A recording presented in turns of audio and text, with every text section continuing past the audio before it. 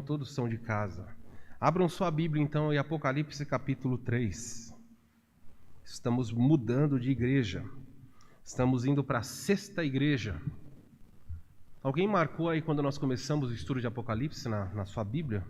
Alguém sabe a data que nós começamos? Eu não tenho mais onde riscar aqui, então eu não fico fazendo isso. Maio de 22. Tá bom, então já passamos aí um ano. Tá bom, estamos no capítulo 3. Estamos tranquilos. Nós vamos... Não se preocupe, não se desespere, tá bom? Hoje vamos olhar um versículo só, o versículo 7. Daniel. Apocalipse 3, 7. Diz assim: ao anjo da igreja em Filadélfia escreve: estas coisas diz o santo, o verdadeiro, aquele que tem as chaves de Davi, que abre e ninguém fecha, e que fecha e ninguém abre. Eu vou ler todo o capítulo, mas vou pregar só o 7, tá? Conheço as tuas obras, e eis que tenho posto diante de ti uma porta aberta, a qual ninguém pode fechar.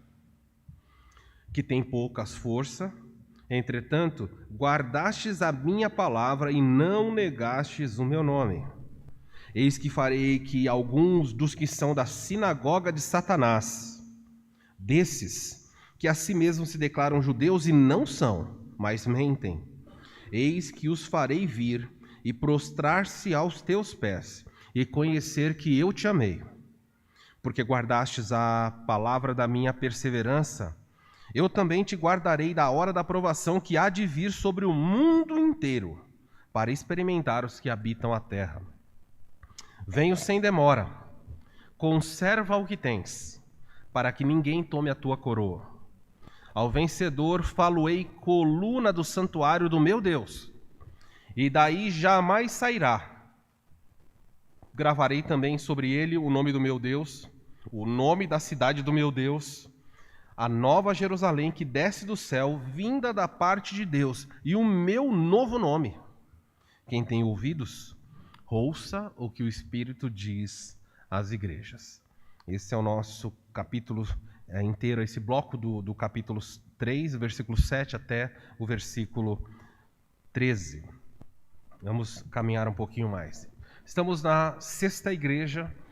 Vimos aí que há possibilidades de compreensão. O texto está falando de 7 tipos, as 7 igrejas simbolizam, exemplificam 7 tipos de crentes. Crentes que perderam o primeiro amor, como Éfeso, crentes perseguidos, como de Esmirna, crentes permissivos, como os pergamitas, crentes comprometidos, como os tiatirenses, crentes que têm aparência, fama de que estão vivos e estão mortos, como os de Sardes. E aqui vamos ver a igreja de Filadélfia e depois a igreja de Laodiceia. Outros conseguem e tentam propor que além de 7 igrejas, eram 7 igrejas locais, 7 tipos de crentes, também se refere a 7 períodos da igreja. Eu não opto por essa versão, mas respeito, porque tem gente estudiosa que entende que esteja falando de períodos da igreja. Então, a igreja de Éfeso é a igreja do primeiro século, uma igreja muito doutrinada, muito forte. Depois, do segundo século em diante, a igreja passa a ser perseguida, muito perseguida pelos imperadores. Então é o período da igreja de Esmirna. Depois a igreja começa a se comprometer com o romanismo e passa a ser uma igreja permissiva. E aí quando Constantino vem, Constantino faz com que o evangelho seja a religião oficial do império. E a igreja então se torna comprometida. E então passa por toda a Idade das Trevas, Idade Média, tudo isso profundamente comprometida. Então nós chegamos ao período da Reforma Protestante, em que a igreja romana era uma igreja mundial, global, e Lutero diz: vocês têm fama de que estão vivos, mas vocês estão completamente mortos. Então, a igreja tentam situar esse período da igreja. E aí vem a igreja de Filadélfia, que é uma igreja chamada missionária, e eles tentam enquadrar no século XVIII e século XVII e XVIII com os movimentos dos avivamentos. John Wesley, os grandes avivamentos, fala assim: tá vendo? Deus fez isso varrer. E então depois, quando entrou no século XX, entrou no período da igreja de Laodiceia. E nós estamos vivendo o período da igreja de Laodiceia, uma igreja morna, uma igreja apática. Então há pessoas que gostam de situar assim. eu prefiro não fazer dessa forma, embora, veja, parece que vai casando, né? Você fala, nossa, parece tão justinho, né? O livro de Apocalipse ele é complexo por causa disso. Mas como ele está falando por uma igreja local, nos princípios de exegese, de interpretação de texto, de hermenêutica, eu prefiro olhar e falar, Deus falou com essa igreja, uma igreja local, falou coisas para eles que servem para toda a cristandade de todas as eras. Então, eu não gosto de pensar, a igreja hoje, nós temos período de Laodiceia. Então, ok, será que hoje não tem crentes de pergamitas que são permissivos? Será que a característica da igreja é só essa? Será que não temos hoje crentes que perderam o primeiro amor? Então não dá para fazer isso porque nós temos todos os tipos de crentes em todas as eras. Então é melhor fazer da outra forma. Mas fique à vontade, se você tiver uma compreensão diferente, não vamos brigar por causa disso. Olhando aí para a verdade central do texto dessa noite, do texto não, só do versículo 7, é esse. Ó. A autoridade de Jesus é vista naquilo que só Ele pode fazer. Você quer conhecer quem é Jesus, quer ver a sua autoridade, ele vai se apresentando para cada igreja com uma credencial. Nós, na linguagem popular, diz dar uma carteirada. Jesus, para cada igreja, dá uma carteirada e diz, eu sou esse. E ele escolhe um aspecto para se apresentar dos que foram mostrados no capítulo 1. Quando Jesus aparece pela primeira vez ressurreto para João, cabelos brancos, olhos de chama, roupa de juiz, pés de bronze, espada na boca. Para cada igreja ele dá uma carteirada. Eu sou aquele que tem a espada. Eu sou aquele que tem olhos de fogo. Ele pega tudo o que ele falou lá atrás e vai apresentando. E isso tem a ver com a história da cidade. Jesus, muito habilidoso, claro, ele é Deus. E o que ele faz? Ele ensina a palavra, mas ele contextualiza a palavra à sua audiência. Ele ensina a verdade, não modifica a verdade, mas ele usa uma forma diferente para fazer com que as pessoas que ouvissem rapidamente absorvessem aquilo.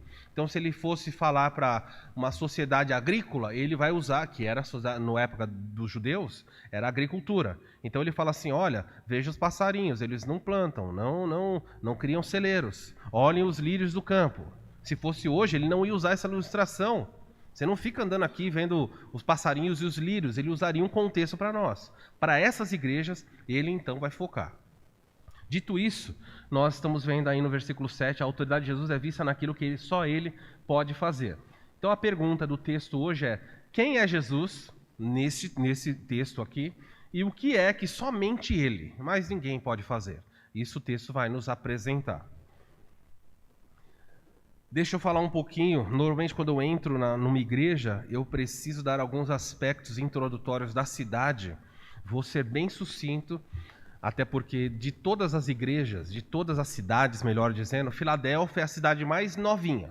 Era a cidade mais nova e também a cidade que não tem ruínas. Se você falar, quero visitar a Grécia, eu quero ver as ruínas de Filadélfia, você vai ficar frustrado porque não tem. As outras cidades têm ruínas. Olha, aqui tinha um templo. Filadélfia, não. Filadélfia, você só acha ruínas do ano 600, ruínas de igreja muito tempo depois. Da época em que foi escrito aqui, não sobrou nada. Por quê? Porque Filadélfia, a cidade de Filadélfia, estava num lugar de terremotos. Era o pior lugar para se viver em questão de terremoto, era Filadélfia. Então, construía, caía. Construía, era derrubado. Não sobrou nada, nada. Não acha, não tem o que sobrar. As colunas da cidade caíram. Você vai ver que no final Jesus vai falar para a igreja, eu farei de vocês colunas. Ele está usando, as pessoas lembram, colunas. Na cidade não tinha, caía toda hora. Os muros todos tinham trincaduras. Não conseguia ficar em pé. E Jesus fala, eu farei de vocês colunas no templo do meu Deus. O que eu estou edificando não vai cair. Ele está lidando com assuntos relacionados à vida da igreja. Não sobrou nada. Deixa eu falar um pouquinho sobre esses personagens aqui. Ó. Esse primeiro é o rei Eumenes II. Ele era rei em Pérgamo. O rei de Pérgamo, Eumenes II, que reinou em Pérgamo do ano 189 até o ano 160, ele era um rei muito poderoso, ele estava na cidade de Pérgamo. E ele tinha um irmão chamado Átalo II. Eles eram muito ligados, muito unidos. Então, Eumenes II, que é esse daqui, ele faz o quê? Ele batizou o nome da cidade, ele deu um nome para aquela cidade de Filadélfia, em honra ao seu irmão, que seria o seu sucessor. Átalo vai assumir o reinado quando ele morre. Então ele morre no ano 160, no ano 159 até o ano 138 a.C., Átalo passa. Por que recebeu o nome de Filadélfia? A palavra grega philos é a palavra amigo e adelphos é a palavra irmão. Então se você junta philos, adelphos, forma Filadélfia, amor, filéu é a palavra amor, desculpa, filéu é a palavra amor e adelphos é irmão. Então é a cidade do amor fraternal. Então veja, o seu irmão Eumenes deu o nome para a cidade de Filadélfia por causa da lealdade do seu irmão Átalo.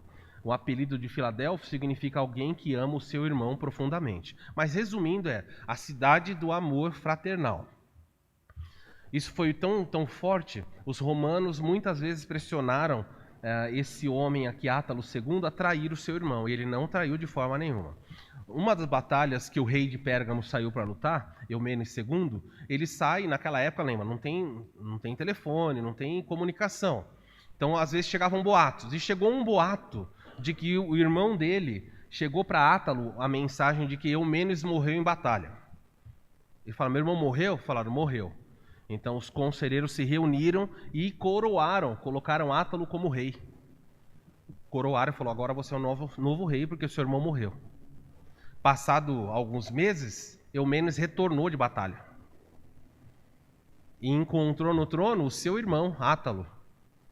Ele falou, como assim? É golpe de traição? Ele falou, não, me disseram que você morreu. E ele então abdica do trono, fala, eu estou abrindo mão do trono para você voltar. Esse irmão era leal ou não? Era leal. Normalmente o contrário que acontecia. Se ele não morreu, agora manda a gente lá matar ele, porque eu quero ser o rei. Esse irmão era muito fiel. Era muito apegado a ele. Os romanos tentaram diversas vezes pagar propina para que ele traísse, matasse o seu irmão e assumisse o trono, porque os romanos conseguiam controlar ele melhor do que o outro, e Átalo rejeitou todas as vezes, disse, não, eu não trairei o meu irmão, e ele só assumiu o poder quando Eumenes morreu. E Jesus, então, usa a cidade do amor fraternal para ensinar princípios muito importantes. O deus cultuado na cidade de Filadélfia era o deus Dionísio, o deus do vinho. Então a cidade era uma cidade próspera e a divindade cultuada ali era o deus que promovia o vinho. Então nós vamos ter vários problemas aqui. A forte associação com alguns pecados relacionados à embriaguez. E Jesus sabe que a cidade vive nisso. Você imagina você morar numa cidade onde o deus cultuado é o deus da bebida. Pode imaginar como seria? Nossa divindade é o Deus. Se há numa cidade em que fala essa divindade é o Deus do sexo, você pode imaginar como será aquela cidade. Se é o Deus do dinheiro, cada divindade tinha um perfil. Nesse caso aqui era o Deus da bebida. E associado à bebida, não que era errado beber, era errado a embriaguez, estava o fato de que a bebedice traria uma série de destruições na família, imoralidade e assim por diante. Nós também temos que destacar que é importante esse contraste. Justamente a cidade do amor fraternal foi a cidade mais abalada. Como se existisse uma ilustração assim, olha, o amor entre irmãos é um negócio que é sempre sacudido, sempre abalado. E não é assim dentro da igreja. Você fala, eu amo meu irmão, e aí vem uma crise, vem um problema com o outro, dá briga, não vou mais na igreja por causa daquela pessoa. Jesus disse, vocês serão conhecidos, não é pela doutrina, não falou que vocês seriam conhecidos pelo conforto, sabedoria, falou, vocês vão ser conhecidos como meus discípulos pelo amor. E é justamente a área do amor que é a área mais atacada. O diabo dissolve igrejas, destrói famílias, lares, casamentos, quando ele entra e fala assim, o amor entre vocês é algo que eu preciso destruir. O mundo não pode ver esse amor, porque é a expressão máxima de que vocês andam no Senhor. Pessoas que não se amam. Jesus, o apóstolo João diz, ninguém pode amar a Deus se odeia o seu irmão. Então é claro, a associação direta, o amor fraternal é uma característica máxima de que você é alguém que está em Deus. Se alguém não ama, se odeia o seu irmão, a Bíblia fala, você está perdido, você é um pecador. Não é, você é alguém que não foi alcançado pela graça. Dito isso, deixa eu ver se tem mais informações relevantes para mencionar. Não queria. No ano 17 da era cristã, agora 17 depois de Cristo, houve um terremoto na cidade violento. Não na cidade, mas o epicentro foi ali e se alastrou por todos os lugares. Filadélfia foi completamente, veio a ruína, acabou. O imperador Tibério isentou a cidade durante 5 anos. Falou, durante 5 anos, o imperador romano disse, vocês não precisam mais pagar nenhum tipo de imposto. Vocês são isentos. Então, as pessoas da cidade, com seus recursos próprios, já que não tinham que dar dinheiro para Roma, reconstruíram a cidade.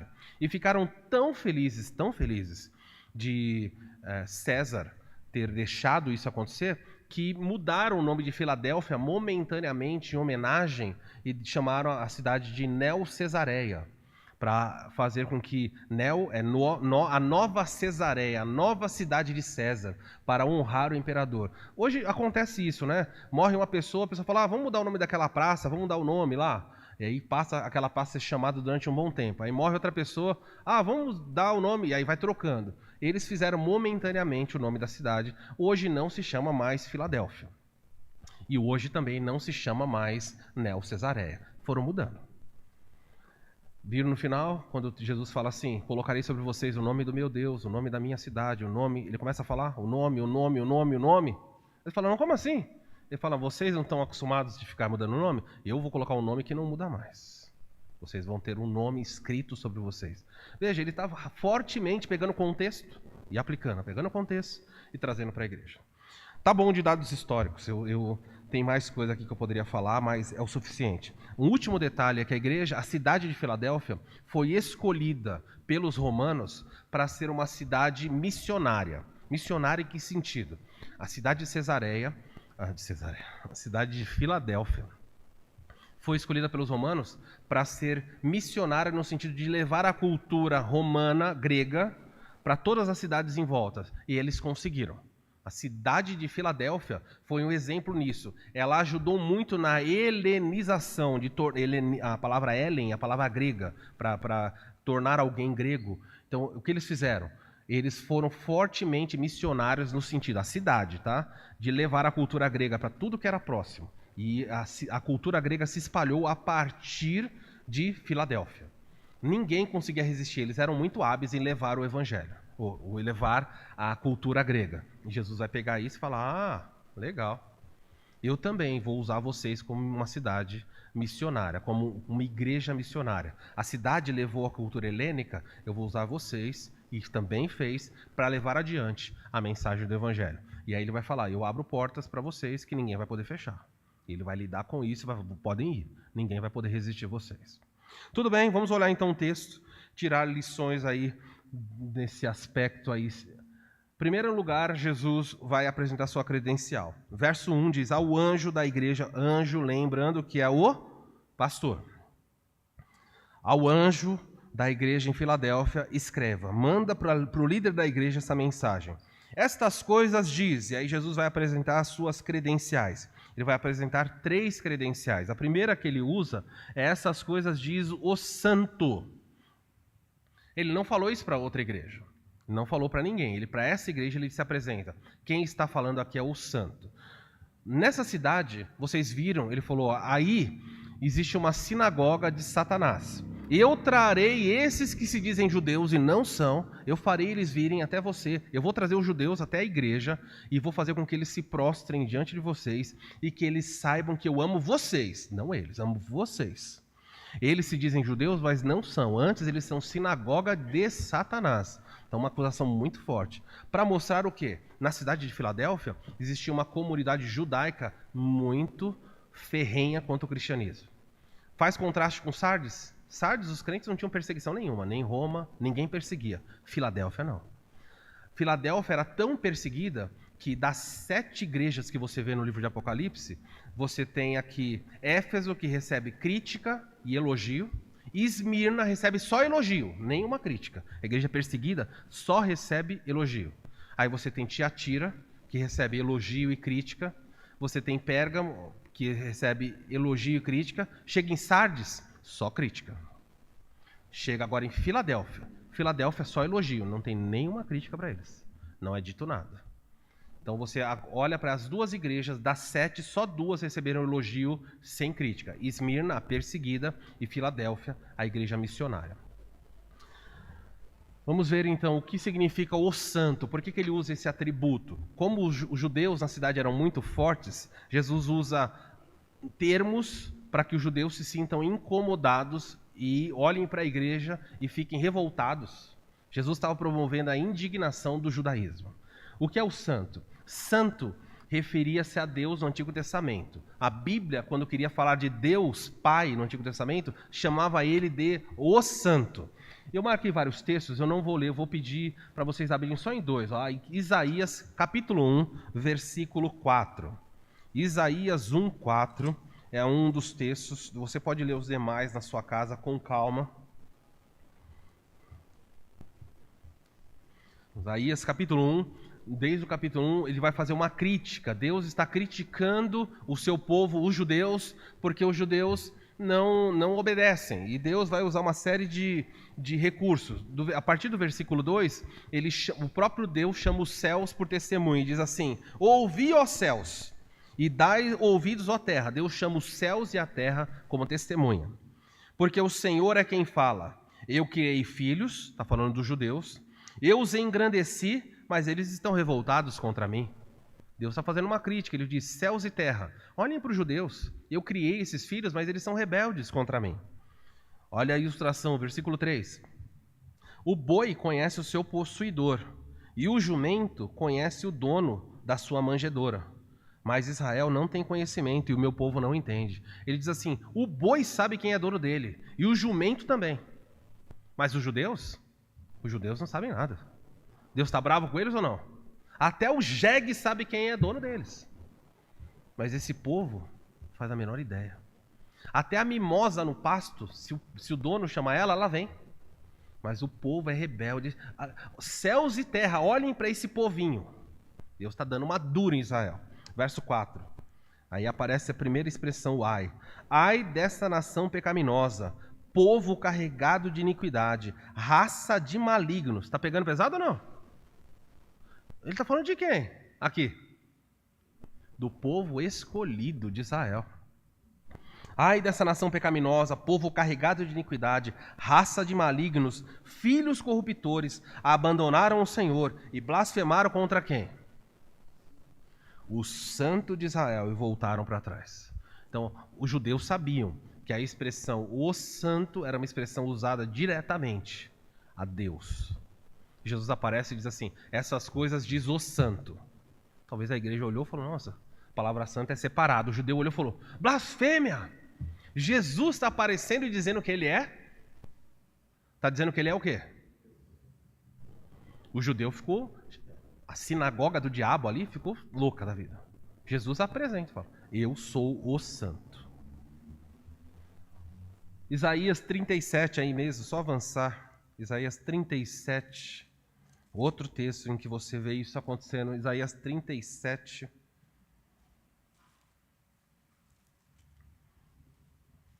Ele diz assim: a quem afrontastes? E de quem blasfemastes? O contexto aqui é a Assíria está fazendo uma ameaça contra o povo de Israel e Deus dos exércitos vai se levantar e vai falar: quem vocês estão ameaçando?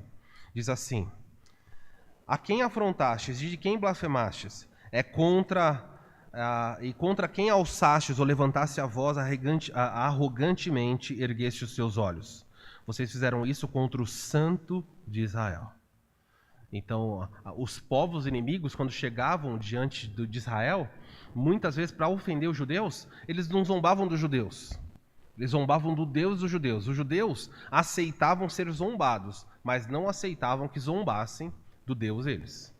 Percebe o amor que eles tinham? Vocês lembram porque Davi entrou na guerra com Golias? Golias começa a zombar. E aí Davi falando: quem é esse incircunciso? Quem é esse pagão que está ofendendo? E aí Davi pega pedras e vai, e Golias fala: eu sou cachorro? Para você jogar pedra em mim? Eu vou matar você e vou dar a sua carne para os cachorros comerem, menino. E Davi fala assim: não, hoje mesmo eu vou te matar, vou cortar sua cabeça. Por quê? Porque você ofendeu o Deus de Israel. Davi falou, não posso me conter. Ele não está falando do povo, ele está falando de quem governa o povo. Então Jesus vem e usa credencial. Quem está falando aqui é o santo. É importante a igreja saber que quando você escuta Jesus, você está escutando diretamente Deus falar com você? É importante, por exemplo, um testemunho de Jeová saber que Deus, que Jesus é o santo, que Jesus não é uma criatura, que Jesus não é um grande profeta, como os muçulmanos dizem, apenas, que Jesus não é só um mestre, um exemplo de vida, como o Espiritismo ensina. Ele vem e fala assim, não, quem vai falar para você, igreja de Filadélfia, é o Santo de Israel, o próprio Deus encarnado, eu, Jesus, sou ele. E aí você pode olhar os outros textos aqui, cada um deles vai falar, apresentar Jesus, o Filho, no futuro como o próprio Deus, tá bom? Por isso ele usou a palavra santo. Segunda credencial dele, ele diz assim, quem fala aqui é o verdadeiro, o santo e verdadeiro. Pode voltar lá para Apocalipse, Apocalipse 3. Essas coisas diz o santo, e a segunda versão, a segunda palavra é a palavra o verdadeiro. Ele usa essa palavra para destacar outro valor importante aqui. A palavra verdadeiro na língua grega, aqui foi usada de forma a dizer, quem está falando aqui é o autêntico, o genuíno. Porque os judeus acusavam Jesus de ser um falso Messias. Quando eles falavam Jesus é Deus, eles falam, não, esse Jesus é falso. E Jesus fala assim, quem está falando aqui é o verdadeiro.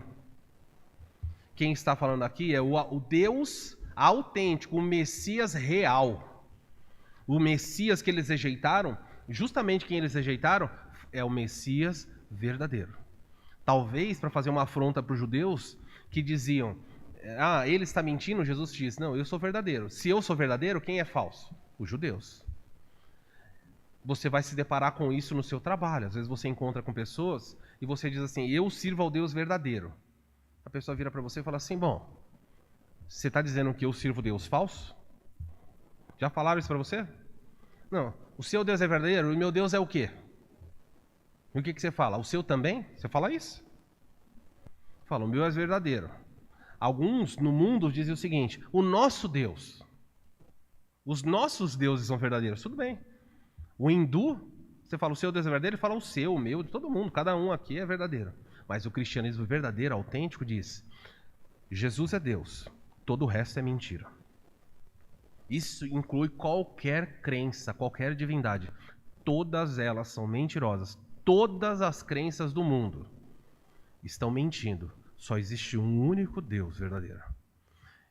E o seu Filho Jesus veio a este mundo, ele fala, eu sou o santo e eu sou a verdade. Lembra que ele falou em João 14,6?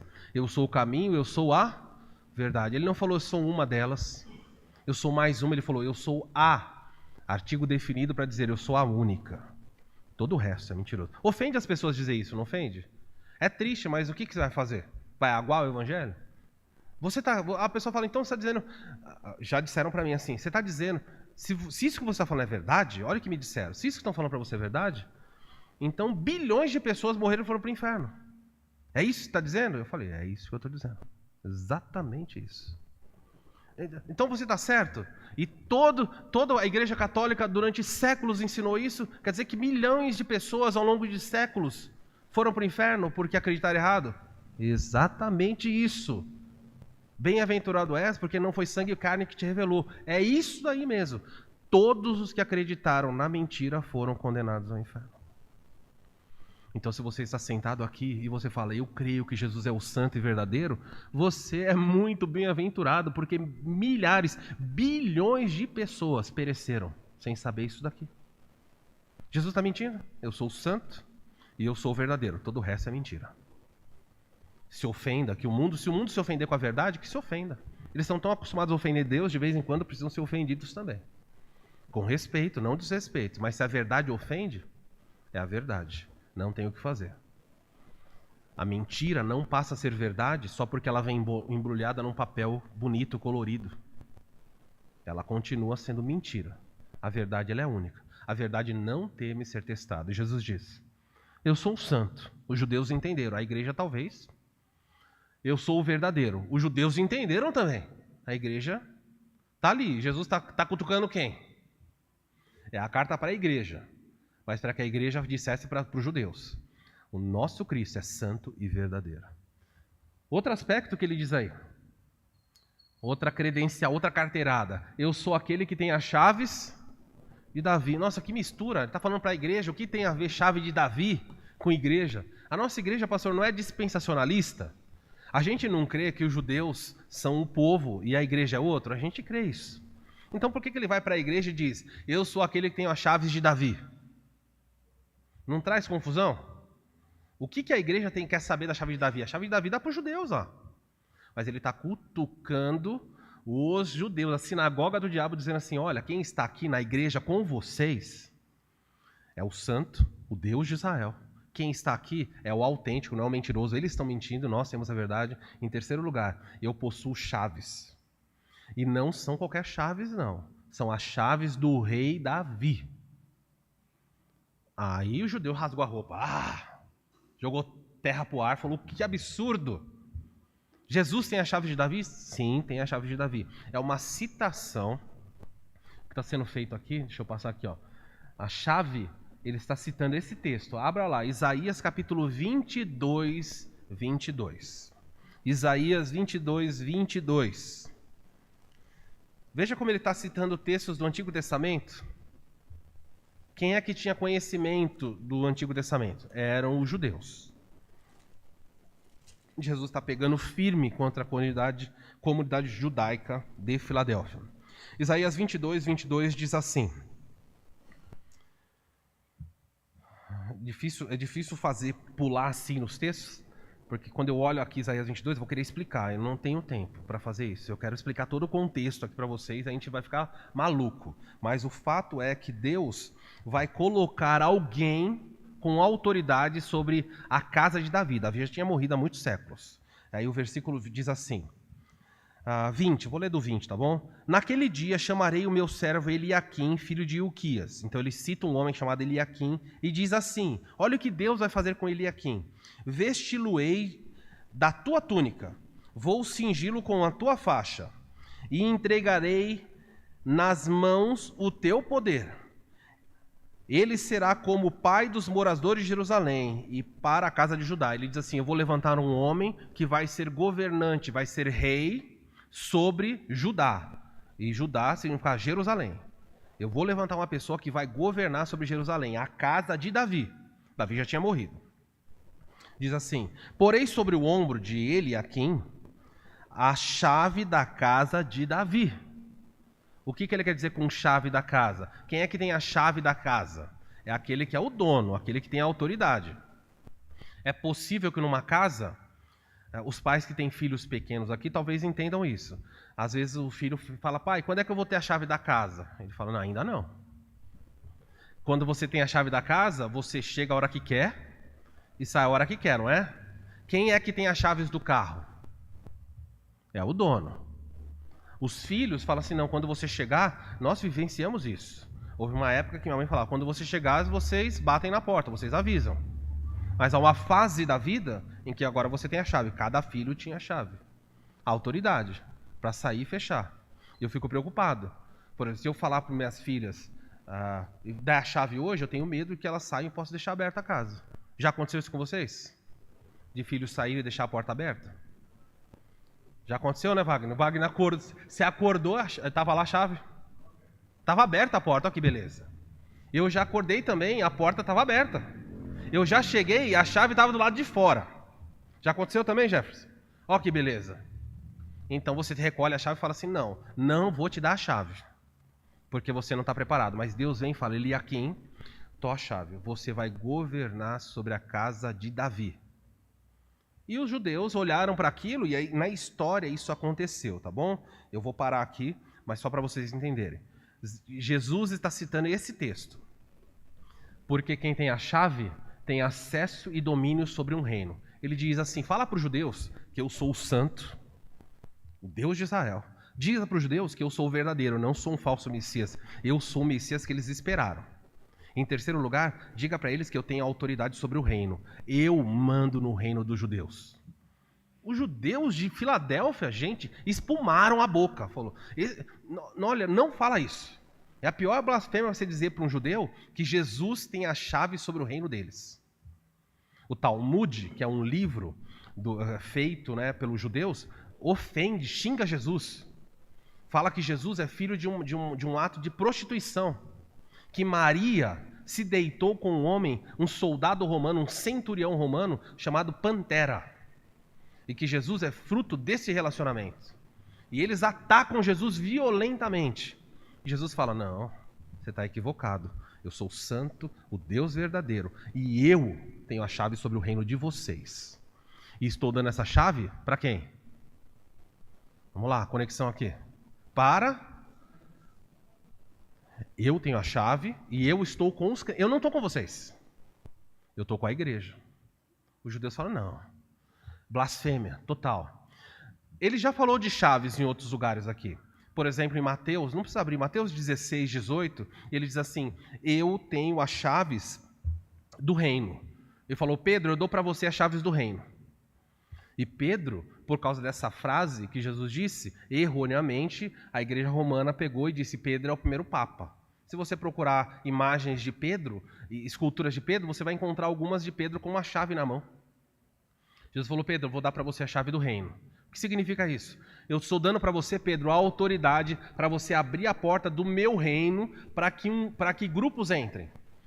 Estão vindo pela manhã, estudamos isso. Atos capítulo 2, quando a porta do reino é aberta para os gentios, no Pentecostes, quem é que se levanta e fala? Pedro. E Pedro diz, arrependei-vos. Pedro abriu a porta para os de fora. Tá bom? Principalmente começando em Jerusalém. Em Atos capítulo 10, em Atos capítulo 8, Samaria vai receber o evangelho. Os apóstolos mandam Pedro e João. Eles chegam lá nos samaritanos, eles não gostam dos samaritanos. E foram lá, deixa eu ver se eles receberam mesmo. E Pedro, quando está lá, o Espírito Santo é dado na frente de Pedro. Pedro é testemunha ocular. Quem é que está abrindo o reino para os samaritanos? Pedro. Em Atos capítulo 10, aparece um centurião da corte romana, odiado pelos judeus, chamado Cornélio. O anjo aparece e diz, Cornélio, vai buscar Pedro que está na casa de Simão, o curtidor, manda ele vir aqui. Cornélio faz isso, Pedro chega lá, prega, enquanto Pedro está pegando, o Espírito Santo é derramado sobre os gentios. Quem é que abriu a porta do reino? Pedro. Pedro, você tem a chave do reino, você vai abrir a porta para que esses grupos entrem, é só isso. Não é que Pedro tem a chave da igreja, tal. Existe outra chave que é mencionada na Escritura, que é dada para a igreja de modo geral. Diz, o que vocês ligarem na terra, será ligado no céu. O que vocês desligarem na terra, será desligado no céu. Para falar sobre a autoridade da igreja, disciplinar. Quando vocês disciplinam uma igreja disciplina alguém, a proteção que essa pessoa tem no reino espiritual é retirada, é fechada. Quando uma igreja religa a comunhão com essa pessoa, de novo ela é religada ali. Não tem a ver com perder ou ganhar salvação, porque isso não existe. Tem a ver com estar ou não em comunhão, protegido ou não. Esses são aspectos aqui, ó. Cada um deles. Em Apocalipse 1, aí você está pertinho, pode voltar que é fácil. Vira a página, Apocalipse 1. É dito o seguinte, versículo 18. Ele diz, eu sou aquele que vive, é Jesus falando para João. Eu sou aquele que vive, estive morto, mas estou vivo pelos séculos dos séculos. E eu tenho as chaves do quê? Da morte e do inferno. O que Jesus está dizendo? Eu sou aquele que eu tenho autoridade sobre a morte. Se eu falar para um morto sair, ele sai. Ele tem chave, ele virou a chave e falou, Lázaro, vem para fora. E Lázaro saiu. Ele viu pessoas mortas, crianças, e foi lá e levantou as pessoas. Porque ele tem a chave da morte. Ele diz quem sai da morte, quem não está. É importante você saber que Jesus faz isso. E ele fala também, eu tenho as chaves do inferno. Texto que gera confusão, porque as pessoas não gostam de pensar isso. Elas falam assim, quem é que tem autoridade sobre isso? Eles falam que é Jesus. O mundo diz que é o diabo que manda no inferno, mas não é. Jesus é o Deus do inferno. Eu vi um programa de rádio e a pessoa disse o seguinte... Era um programa, na verdade, era um vídeo na internet. O pastor disse o seguinte, quando você acende a luz, as trevas vão embora imediatamente. Quando você esquenta um lugar, o frio vai embora. Então, o que é o inferno? O inferno é a ausência de Deus. Está errado, o inferno não é a ausência de Deus. Deus é onipresente. Presente. Ele tem que estar no inferno. Não pode ter um lugar que ele não está. Deus se manifesta no inferno de forma diferente. Lá ele derrama a sua ira. E no céu, ele derrama a sua graça.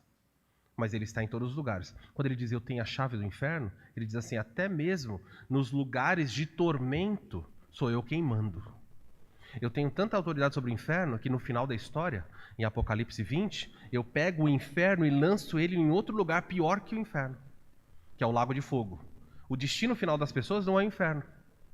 O destino final do ímpio não é o inferno. Quem morreu sem Cristo está no inferno sofrendo espiritualmente. Vai piorar? Vai piorar. A Bíblia fala que Deus vai levantar o corpo da pessoa, tirar a alma dessa pessoa do inferno, juntar os dois, dar a ela um corpo que não pode ser destruído e lançar no lago de fogo. E Jesus fala, isso é a segunda morte. Não queiram essa morte. Terrível. Assim como a vida eterna para os crentes, o céu também não é o destino final dos crentes. Ah, pastor, achei que ia ficar para sempre no céu. Não, o céu não é. O que é o destino final dos crentes é novos céus e nova terra. O céu é temporário. Estou frustrando você? É passageiro. Aproveita, chega lá e fala, deixa eu aproveitar porque vai ficar um tempo. Depois você volta para a terra, passa um milênio e aí vem novos céus e nova terra. E como vai ser lá? Aí é outra história. Não dá tempo de eu abordar aqui. Tudo bem?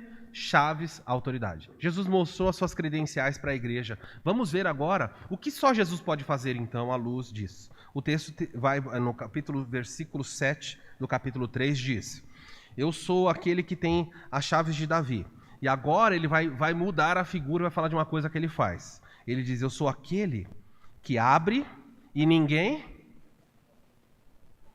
Veja, então você aprende o que Jesus faz. Em primeiro lugar, o texto deixa bem claro que Jesus é aquele que abre portas. Ele não é chaveiro, mas ele abre portas. Por que ele está usando essa figura? Ele acabou de bater nos judeus, bateu forte nos judeus. E de novo ele está falando isso aqui para os judeus. Ele está falando para confortar a igreja. Sabe por que acontecia na igreja, na cidade de Filadélfia? Os judeus eram tão fortes, eles odiavam tanto os crentes, que eles expulsavam os crentes de qualquer participação em sinagoga, trancavam para fora. Falavam assim, ó, você foi expulso. Punham para fora e trancavam. Judeus, se alguém colocasse, você fosse na casa de alguém, estivesse jantando com alguém, a pessoa fala, levanta, sai daqui, põe você para fora e tranca, como você se sentiria? Honrado ou ofendido? Ofendido. E a pessoa está dizendo assim, eu coloquei você para fora. Jesus fala, os judeus fecharam a porta para você? Fecharam, e a igreja começou a chorar. Ele falou, não se preocupa. Eles fecharam a porta, mas eu estou abrindo uma porta que ninguém pode fechar.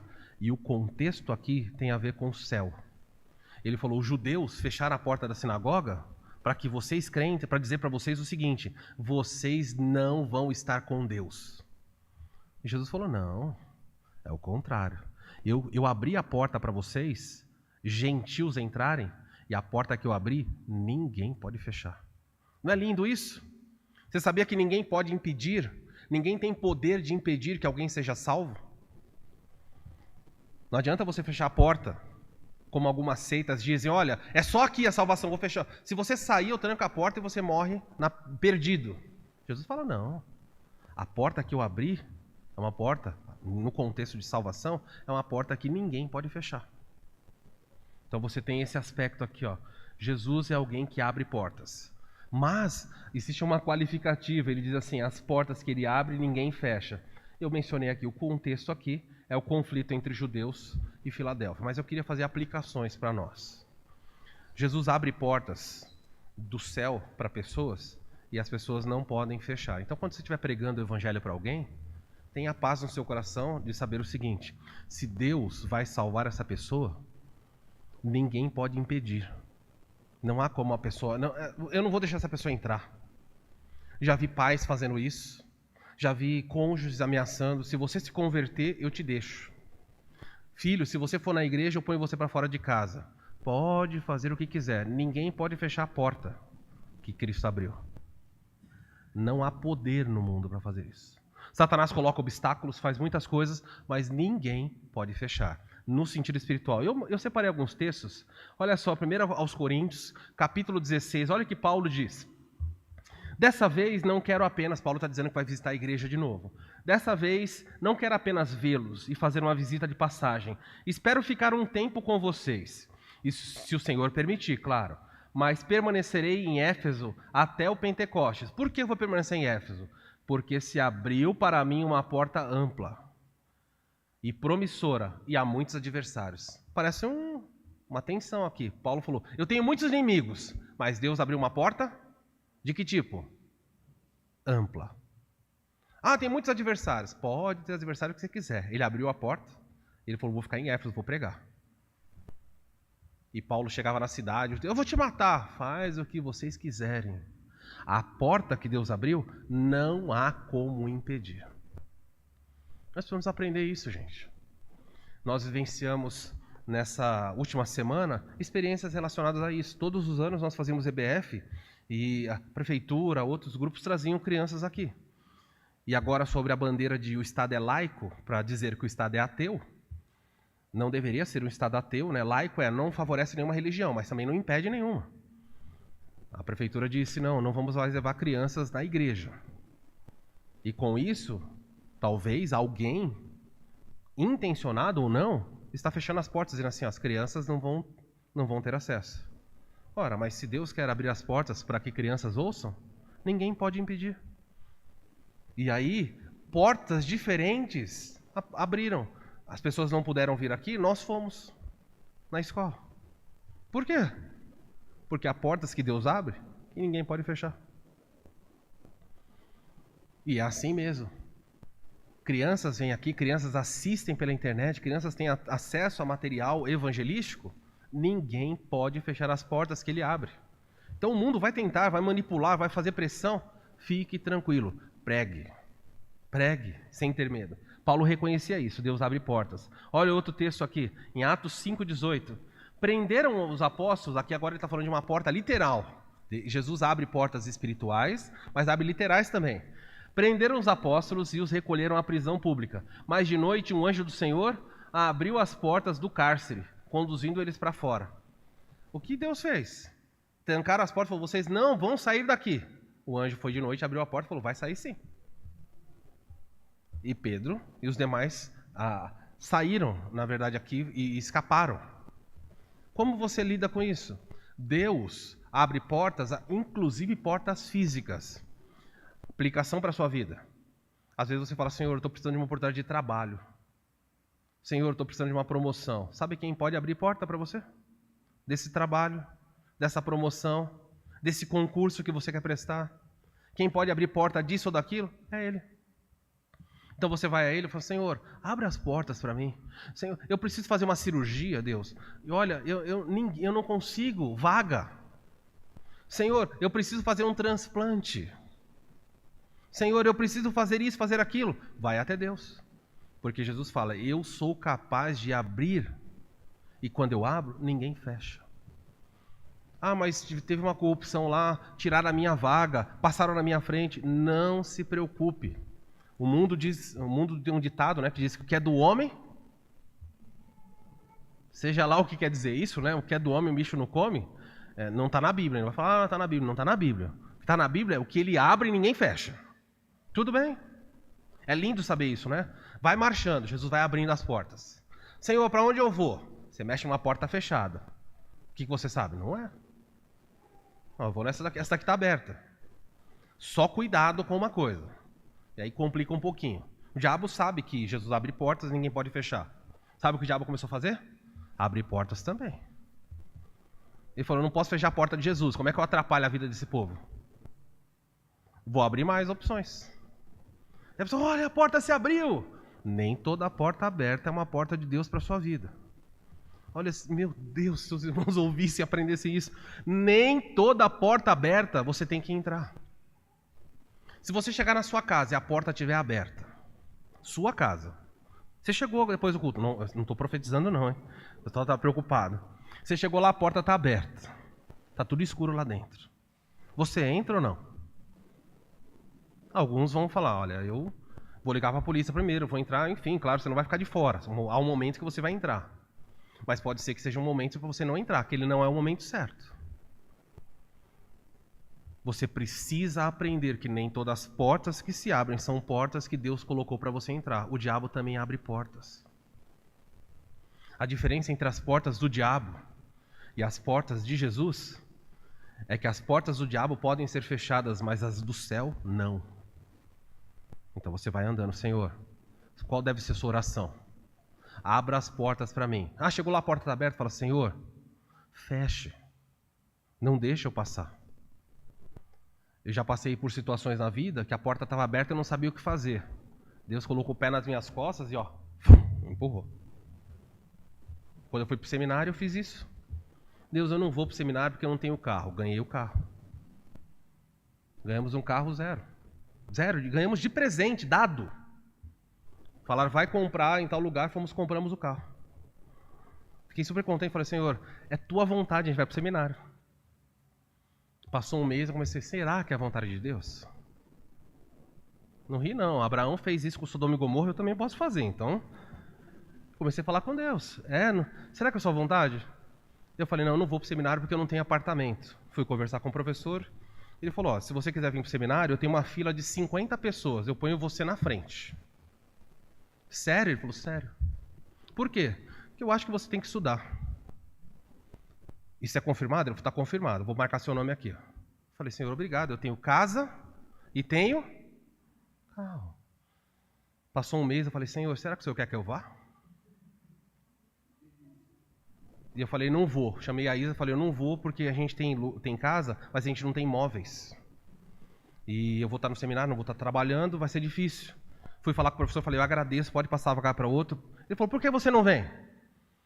Eu falei, porque eu não tenho móveis. Ele falou, eu vou te colocar na cobertura, que a cobertura é mobiliada. Pois lá. Eu voltei ao Senhor. Bendito seja o Senhor. Era só o caminho de Atibaia para cá, agradecendo. Carro, casa, mobília. Comecei a pensar, Senhor, será que é a tua vontade que eu vá? E eu falei, eu não tenho todo o sustento, eu não vou. Falei, não vou. Um dia eu encontrei uma pessoa, falou, você vai estudar no seminário? Fiquei sabendo, eu falei, não vou. Não vou. Por quê? Eu não tenho todo o sustento. Não tem? A pessoa disse assim, você pode ir. O que você ganha hoje, eu vou pagar seu salário durante todo o tempo do curso. Vai estudar, eu vou pagar para você. Eu tinha casa, carro, mobília e renda. A Isa falou, não pede mais nada que o raio vai descer, vai te fulminar. Eu fiquei pensando, o que mais eu podia pedir? Não tinha mais. Era uma porta aberta? O que Deus fez? Eu fiquei hesitando, ele pôs o pé nas minhas costas e chutou eu para dentro daqui. E ele faz isso com você. Ele abre portas. E essa porta fica na sua frente. E não há poder para fechar essa porta. E ele vai te empurrar nessa direção. Então você precisa descansar. Deus, eu quero tanto isso. Peça. Batei. O que Jesus fala? Porque todo o que pede, recebe. O que busca, encontra. Então o grande problema do crente é lidar com pedidos. Deus abre portas espirituais e Deus abre portas físicas. Há um outro aspecto aqui, Atos 16. De repente sobreveio tamanho terremoto, Paulo estava preso com Silas numa cadeia. Sacudiu-se os alicerces da prisão e abriram-se as portas. Vamos fechar a porta para que Paulo não pregue. Deus mandou um terremoto, o prédio não caiu, mas as portas se abriram. E Deus falou, pode sair, porque eu abro portas que ninguém pode fechar. Eu imagino que as portas se abriram quebrando as trancas, não dá para fechar de novo. Ele falou, Paulo, você não vai ficar na cadeia, porque o meu trabalho para você é pregar o evangelho. Roma quer te prender? Não vai prender. Eu vou usar os terremotos para te libertar. Deus abre portas. Às vezes as portas são abertas por situações difíceis. Olha lá Colossenses 4. Suplicai, Paulo diz, ao mesmo tempo também por nós, para que Deus nos abra a porta, a palavra. Orem por nós para que Deus abra portas para que possamos pregar. Paulo sabia que era só Deus que podia fazer isso, a fim de falarmos do mistério de Cristo, pelo qual também estou algemado. Paulo estava preso e continuou falando, orem por mim, para que Deus dê oportunidade de pregar, dê oportunidade de pregar. E Paulo sempre viveu caminhando por portas que Deus abriu. Mas se por um lado você sabe no texto bíblico que Jesus é aquele que abre portas, e quando ele abre portas ninguém fecha, tem um lado triste nesse texto aí, que é o seguinte: Jesus também... Ah, pastor, para por aí, tá tão bom. Eu não lamento dizer para você. Ele fecha portas. E quando ele fecha portas, o que acontece? Mas o crente fala: não, se eu jejuar, nós vamos fazer uma campanha na igreja, a igreja toda vai orar. Pode orar até se acabar. Ninguém abre o que ele fechou. Não abre. E ele está dizendo, no sentido, lembra que o contexto era briga entre judeus e árabes? Judeus e a igreja em Filadélfia. Ele fala assim: eu sou aquele que abre portas para que pessoas entrem no meu reino, mas eu também sou o Deus que fecha a porta. E essa pessoa não pode entrar. Assustador isso, não é? Pode pregar quanto você quiser. E faça isso. Dedique a sua vida para pregar e evangelizar pessoas. Mas se o Senhor fechou a porta para aquela pessoa, ela não entrará. E o que você vai fazer se a porta foi fechada para alguém que você ama? Como você não sabe, você clama: Senhor, abra a porta do coração dessa pessoa para que ela conheça. Olha só, Deus fecha portas. Aqui em Jó, pode passar lá, não sei quem... Bom, eu perdi a sequência, só não sei onde nós estamos aqui, se é a porta que fechou ou abriu. Era aqui que estava? Isso, tá bom. Deus fecha portas que ninguém abre. Então você vê portas que Deus fecha, Deus usa isso de ilustração para lidar com algumas coisas assim. Quando ele fala para Jó, ele fala de portas invisíveis. Olha o que ele diz: quem represou o mar pondo-lhes portas? Ele falou: quem colocou porta para o mar, dizendo: mar, onda, vem até aqui, quebra e volta? Quem colocou a porta e falou: aqui é a porta, você não pode passar? Quem limitou isso? Ele fala: eu sou o Deus que coloca o limite nas ondas do mar. E quando eu falo para a onda avançar, ela também avança. Quando eu quero mandar um tsunami, eu mando. E quem pode fechar essa porta que eu abri para as ondas? Ninguém. Mas quando eu quero fechar as portas do céu para que chuva não caia, eu fecho. Quando eu quero abrir para que caia e faça uma tragédia, eu também faço. Deus não está preocupado com o que nós pensamos, como nós lidamos com essas coisas. Ele faz coisas que para nós são inexplicáveis. Ele abre portas e ele fecha portas. Ele fez isso com a natureza. Outro aspecto aqui, Paulo diz assim: Paulo e seus companheiros viajaram na região da Frígia e da Galácia, está falando da Turquia, e diz o seguinte: tendo sido impelidos pelo Espírito Santo de pregar a palavra, tendo sido impedidos de pregar. Paulo falou: eu queria pregar o evangelho, o Espírito Santo falou: não. Mas o Espírito Santo não quer que eu pregue? O Espírito Santo disse: aqui não, aqui eu estou fechando a porta, você não vai entrar. Só que Paulo era mais sábio do que a maioria dos crentes. Paulo percebeu que a porta estava fechada, ele não ficou brigando. Olha com a sequência aí. Quando chegaram à fronteira da Mísia, então ele vai para outro lugar. Tentaram entrar na Bitínia, mas o Espírito de Jesus... Ele falou: nossa, de novo? Eu quero pregar aqui, não. Eu gostaria que Paulo falasse como impediu. Mas ele chegou lá? Não, aqui não. Paulo não insistiu. Paulo contorna, vai no lugar, chega lá, o Espírito diz: aqui também não. Paulo sabia que quando Deus fecha portas, ninguém abre. Então Paulo fez o quê? Falou: nossa Deus, eu quero pregar o evangelho, nesses lugares eu não estou podendo. Você tem que fazer isso. Está tentando pregar para alguém e não está conseguindo? Talvez a porta de Deus para isso está fechada. Você precisa ter sabedoria quando é hora de parar.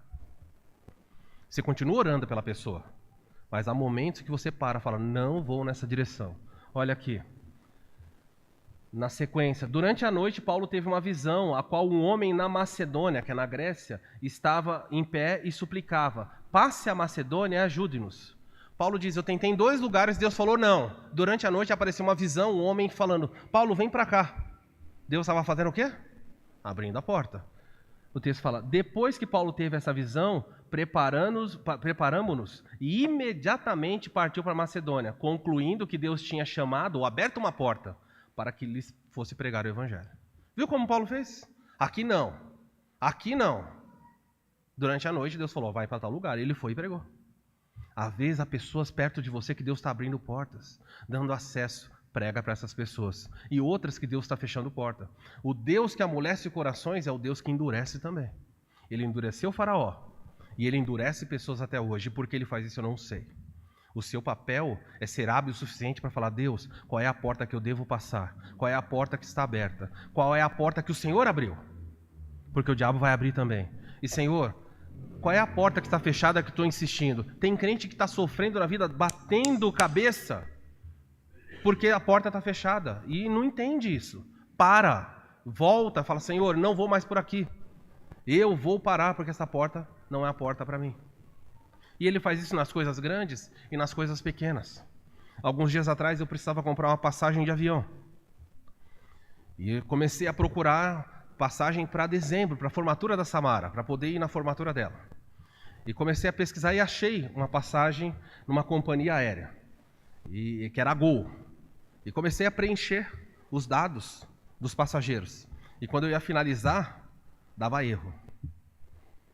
E dava erro, nas passagens dava erro uma das passagens só. Eu olhava, tá tudo certo. Eu refazia, digitava CPF, RG, nome, tudo de novo.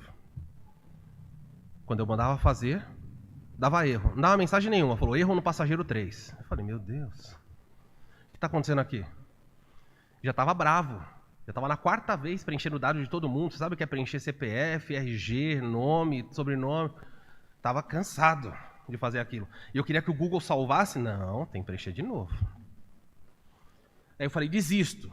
Aí minha esposa sussurra aqui do lado, auxiliadora, dona. Talvez Deus não quer que a gente viaje nesse avião. Eu falei, olha. Eu bravo aqui, compra. Ela falou, talvez esse voo não. Já na hora. Falei, o quê?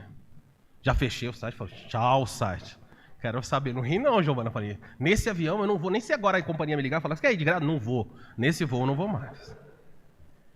Então eu fui para Latam. Comecei a preencher os dados. Tudo certinho. Confirmou todos os passageiros. Passei o cartão. Girava e não concretizava a venda. Eu olhava para minha esposa e falava, não estava falando nada. E não finalizava a venda. Eu falei, não é possível. Fechei e fiz de novo. Depois da 3ª vez, eu liguei na administradora do cartão e falei assim, eu queria saber, meu cartão está tudo certo? Tem algum problema? A pessoa falou, não, está tudo certo. Não tem nenhuma compra negada? Nenhuma compra negada. Eu falei, eu estou tentando comprar e não consigo. Bravo com a pessoa do cartão. Aí a pessoa falou, faz o seguinte, tenta depois. Fechei e falei, eu não vou tentar mais hoje.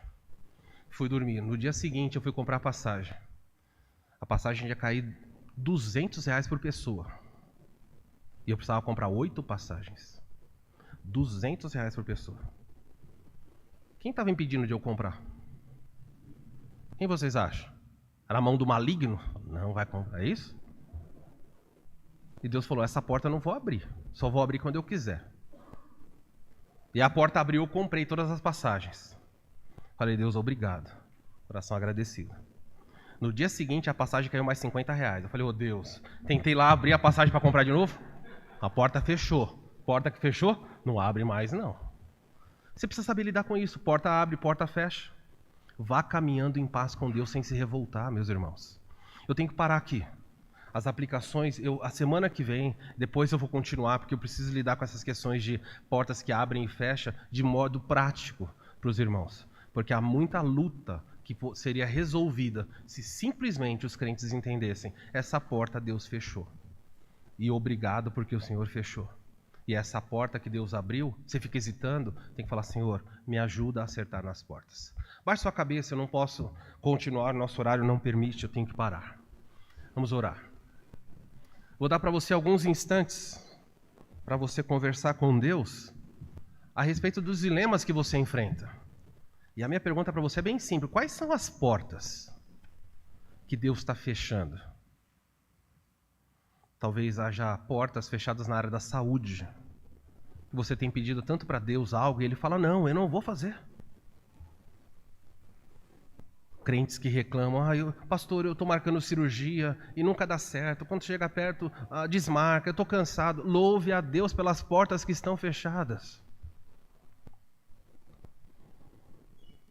E se você precisa de uma direção, peça a Deus provisão, por saúde, peça por salvação, peça por restauração no casamento, por harmonia, por paz na família. Fala, Deus, abre essas portas. Eu estou cansado de insistir e eu não quero mais fazer do meu jeito. Eu descobri hoje que o Senhor é o Santo, o Deus de Israel. Eu descobri que creio num Jesus que é verdadeiro, autêntico.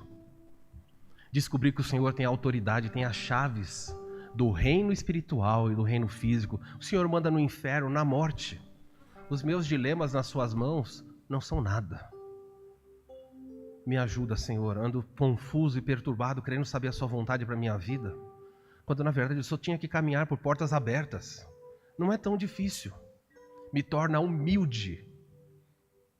Me torna sensível para saber quais são as tuas portas. Porque se eu ficar rebeldemente esmurrando portas, como se o poder estivesse em mim, que tolice será? Não sou eu que converto pessoas. Não sou eu que salvo. Eu sou só um servo. Deus ouve a minha oração. E se você tem na sua vida muitos problemas a enfrentar, se por acaso você tem passado por desconfiança, se a esperança já foi embora, saiba que no céu há um Deus que está pronto, está perto, que estende a mão. É esse Senhor que você serve. Louve a Ele pelas portas fechadas e suplique para que portas sejam abertas. E assim você viverá melhor. Viverá um cristianismo que vale a pena ser vivido. Senhor, nos ajuda. Chega de tolice, nós queremos sabedoria. Tem misericórdia de nós e viveremos melhor. Sempre perto está, sempre pronto está a nos ajudar. O Senhor nunca falha. Bendito seja o Senhor que nunca falha. Nós oramos agradecidos em nome de Jesus. Amém. Vamos ficar em pé para terminar.